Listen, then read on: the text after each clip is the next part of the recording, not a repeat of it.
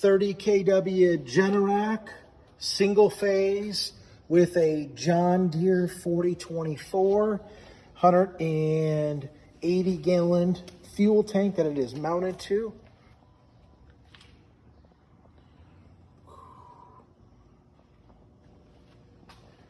This exhaust is routed through the enclosure, so to take the enclosure off, we're going to have to redo the exhaust. It does come with a block heater and a battery charger. And it is currently wired with a breaker, and here is the data plate. Under 200 hours on this machine.